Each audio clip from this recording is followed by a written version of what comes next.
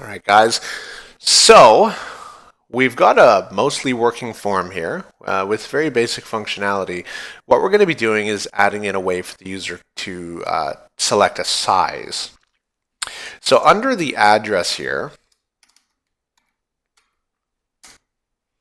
let me remove these lines here so I can get both of those line breaks above where I'm going to create the size. I'm going to create an H4 element as a title so we can know what this refers to. It's going to be size. So we open it, type stuff, close it, and now we're going to create a select attribute or element. And what this is, it's multiple choice in a dropdown that people can select one of. So it's kind of like a radio element, except it displays in a dropdown. You can also select multiple in a select box, and that's not really pertinent to what we're doing here. So just learning the select box, that's what it does. So we're going to give it a name, and the name is going to be size. And that's all we need to do. So let's go ahead and close this select element. I'm going to save it and refresh here. And you'll see that it drops down, but there's nothing in it yet because we haven't put anything in it. So that's what we're going to be learning now. Within a select element, which lets you select items from a drop-down, we need to have options. And so the next element we're going to learn is very appropriately named option. And each option is going to have a property of value, and this is going to be what the option is. So we're going to start off with 12-inch. And let's put the cost there too. Let's say that's $13.99. I'm not sure if that's expensive or not, but it's good pizza. So the next one is going to be 16 inches. And just so you guys can see better the format of it, you open it and put all the, you never put an attribute in the closing tag. I guess that's important to note.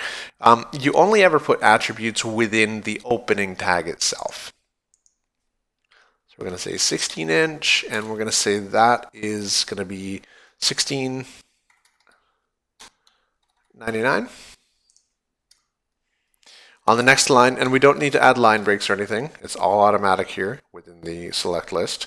We're going to create another one with a value of 18. And we're going to type out what's going to appear as the option. And this is going to be $19.99. And then just in case anybody's really hungry, we need to add a very large option. And this is going to be 72 inches. And the price for that's going to be $149.99. All right, so with our select box created and 4 options within it, I'm going to save this and refresh, and there we go. So we've got our select box there. It's going to let people choose a size. So right now, this is basically feature complete as what it's intended to do on the front end. We give the user the option of delivery or pickup. If they choose delivery, they need to add in their address, maybe their phone number as well. We let them choose a size of a pizza, and then also ingredients. These are all the important things about ordering a pizza. These are the things you need to be able to do. So what we're going to do now, we're ready for it. We just need to let them send it to us. So we're going to create a button with a type submit, and it's going to say place order. And we're going to close that button. I'm going to save it here and then refresh. I need to add a line break above that. Doesn't look quite right. I'm going to add 2 of them actually. There we go.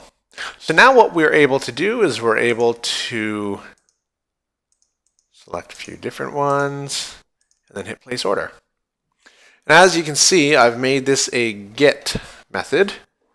Up in the form here, the method is equal to get, and so what it does is it carries across all of these values as in the URL. So this is how they're going to be accessed within PHP.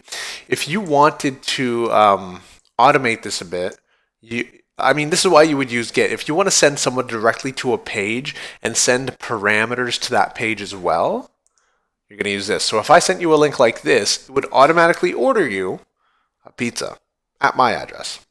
So that's how the get method works. And post, just so you guys can see, go back here, going to refresh, going to place our order again. And I'm going to hit place order, and it sends it to the place order script without the URL. So it's all done behind the scenes. And that's why you would use the post method for sensitive data like passwords or address, stuff like that. So that is our form. And basically, that's complete, except for one final touch, and we're going to add that in the next video.